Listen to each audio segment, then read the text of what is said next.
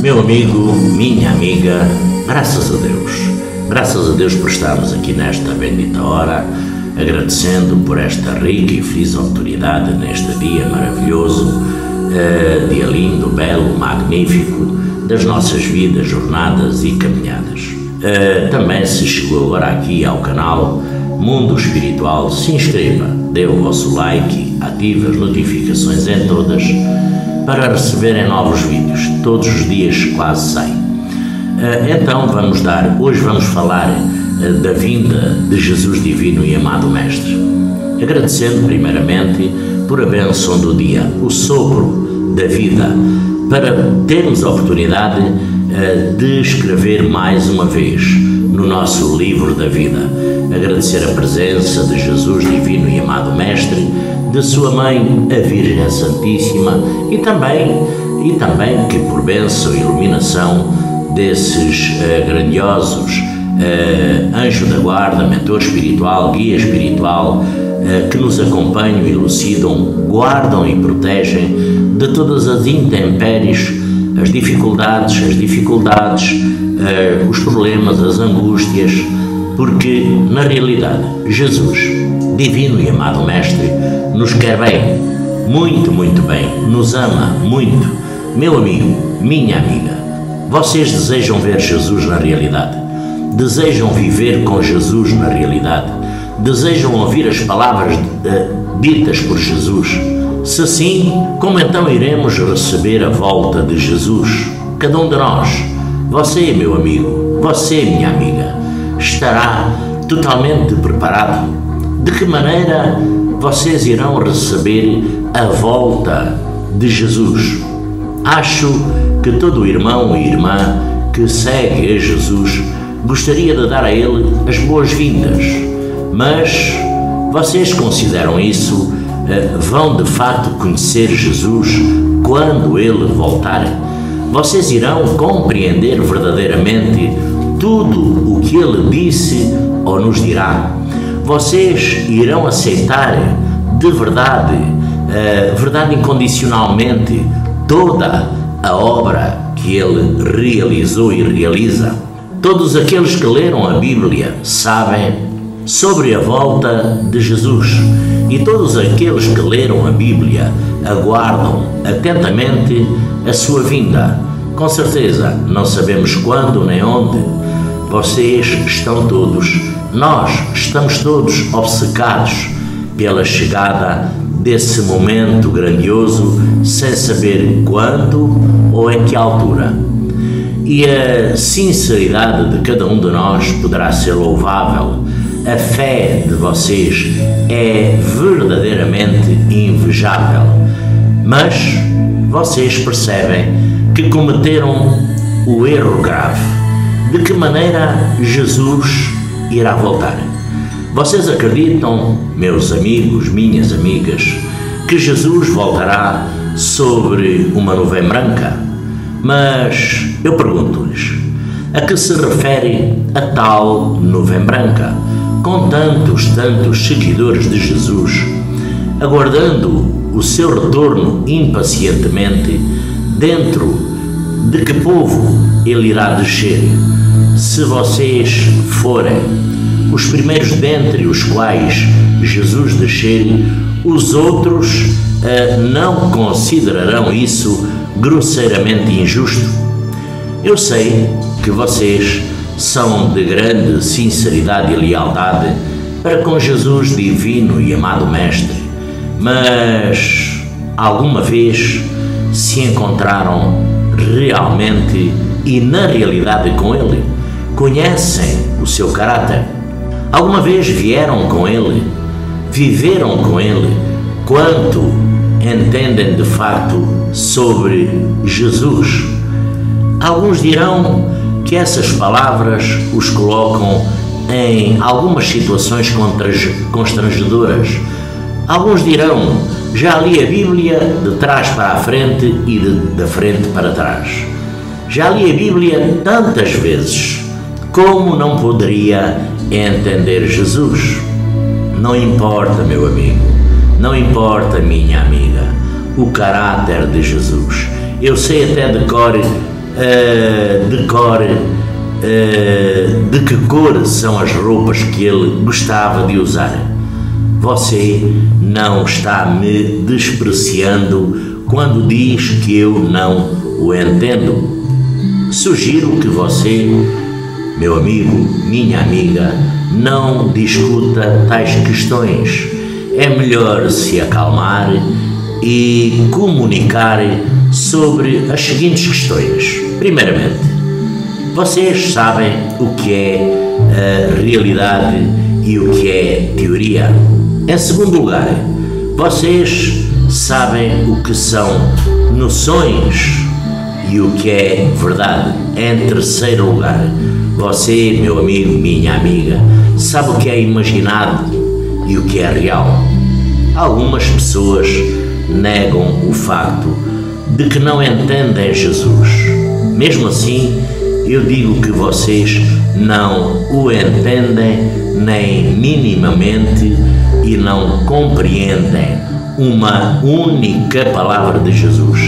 Isso se dá porque cada um de nós o segue por causa dos relatos da Bíblia, por causa do que foi dito por outras pessoas. Nós jamais vimos Jesus, quanto menos viveram com Ele, e nem por pouco tempo mantivemos na companhia dele. Assim, não seria o seu entendimento de Jesus nada além da teoria? Não é desprovido de realidade quando algumas pessoas tenham visto o retrato de Jesus ou alguns tenham visitado pessoalmente a casa de Jesus. Talvez alguns tenham tocado as vestes de Jesus.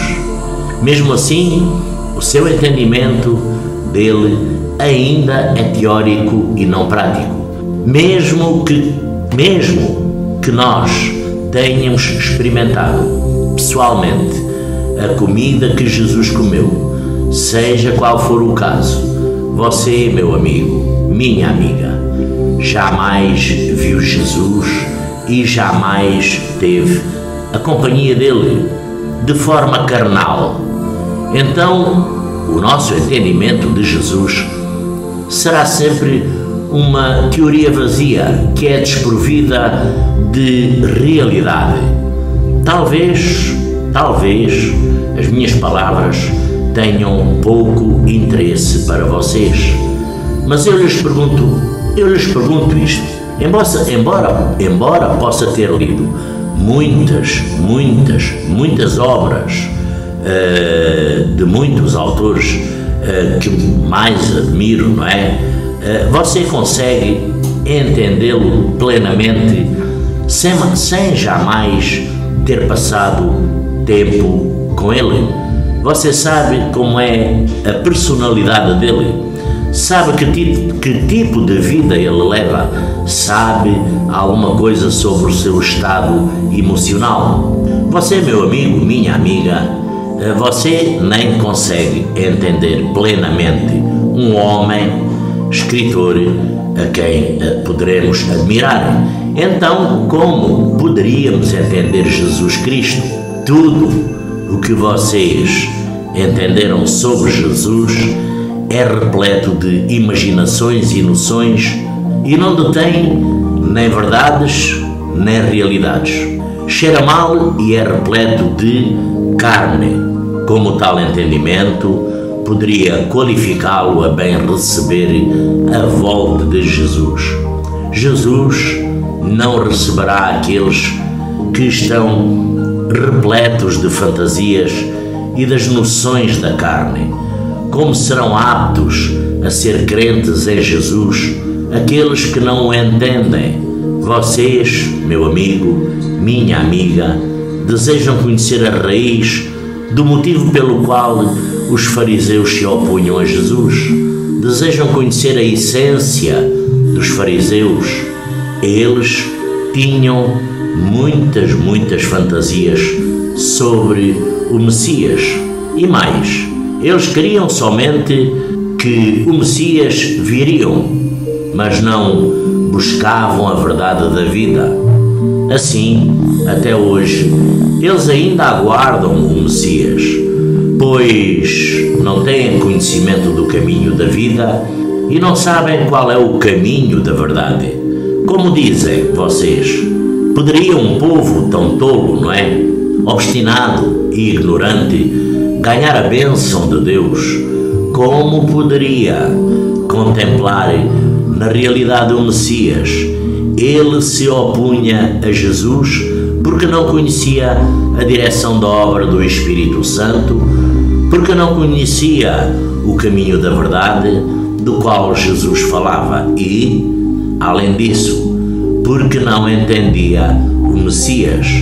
E como nunca havia visto o Messias e nunca havia estado na companhia do Messias, cometeram o erro de se agarrar ao mero nome do Messias enquanto se opunha à essência do Messias, através de qualquer meio possível. Esses fariseus desse tempo eram obstinados, arrogantes em essência e não obedeciam à verdade.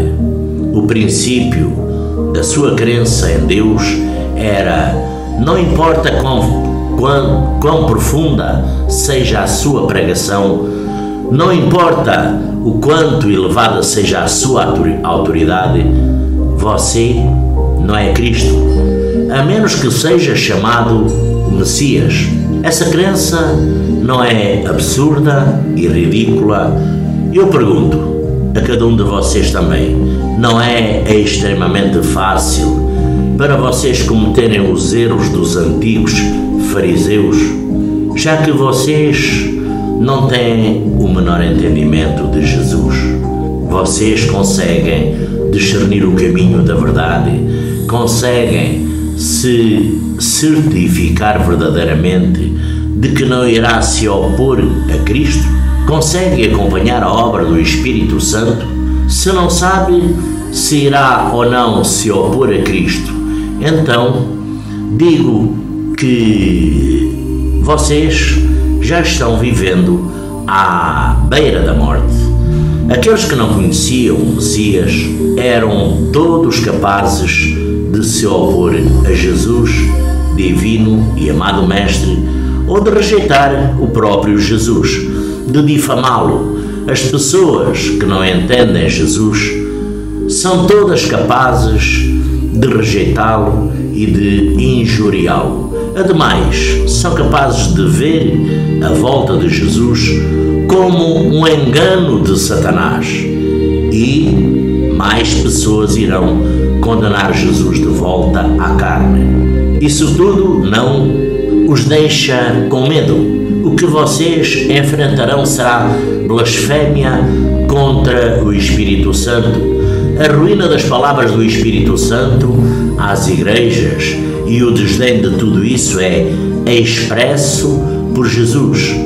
O que vocês podem ganhar de Jesus se vivem tão atordoados e atormentados? Como é que vocês podem entender, como é que nós podemos entender a obra de Jesus quando Ele voltar na realidade à carne, sobre uma nuvem branca? Se vocês, meu amigo, minha amiga, se recusam obstinamente a perceber os nossos erros, eu digo-lhes o seguinte: as pessoas que não recebem a verdade, mas aguardam cegamente a vinda de Jesus sobre nuvens brancas, certamente blasfemarão contra o Espírito Santo, e elas são a categoria que será destruída, porque vocês simplesmente desejam a graça de Jesus e simplesmente desejam desfrutar o ditoso reino dos céus, mas vocês nunca obedeceram às palavras preferidas por Jesus e nunca receberam a verdade expressa por Jesus porque quando ele voltar à carne, o que vocês entregarão em troca pelo facto de Jesus voltar sobre uma nuvem branca é a sinceridade na qual cada um de nós repetidamente cometem pecado e depois fazemos as nossas confissões uma após outra. O que vocês, todos nós, ofereceremos em sacrifício a Jesus, que volta sobre uma nuvem branca, seriam os anos do trabalho pelos quais vocês se exaltam. O que vocês irão entregar para fazer o Jesus regressado confiar em cada um de nós? Seria essa natureza arrogante de nós que não obedece a nenhuma verdade. Aqui, a lealdade de vocês, meu amigo, minha amiga, a lealdade de vocês é apenas de palavra. O vosso conhecimento é meramente intelectual e conceitual. Os seus labores são pelo bem de ganhar bênçãos do céu. Então, como deve ser a nossa fé, a fé de vocês até hoje? Vocês, muitas vezes, se fazem de surdos para toda e qualquer palavra da verdade. Vocês não sabem o que Deus Pai Todo-Poderoso é. Não sabem o que Cristo é, não sabem como reverenciar a Jesus, não sabem como entrar na obra do Espírito Santo e não sabem como distinguir entre a obra do próprio Deus e os enganos do homem. Meu amigo, minha amiga, sabem, apenas condenar qualquer palavra de verdade expressa por Deus, que não se conforme a seus próprios pensamentos. Afinal, onde está a nossa humildade? Onde está a nossa obediência? Onde está a nossa lealdade? Onde está o seu desejo de buscar a verdade? Onde está a nossa reverência a Deus?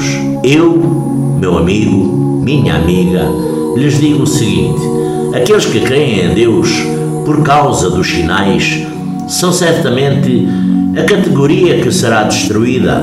Aqueles que são incapazes de aceitar as palavras de Jesus, que voltou à carne, são certamente a primogênia do inferno, os descendentes do arcanjo, a categoria que será sujeita à destruição eterna.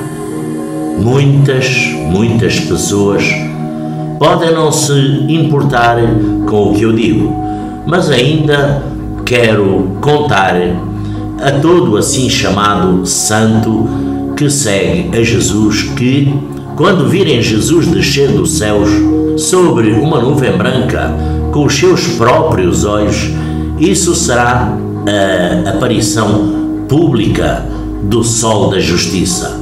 Talvez esses sejam tempos de grande empolgação para cada um de nós, mas você, meu amigo, minha amiga, deve saber que o tempo em que vocês testemunharem Jesus descendo dos céus é também o tempo em que vocês descerão ao inferno para ser punidos.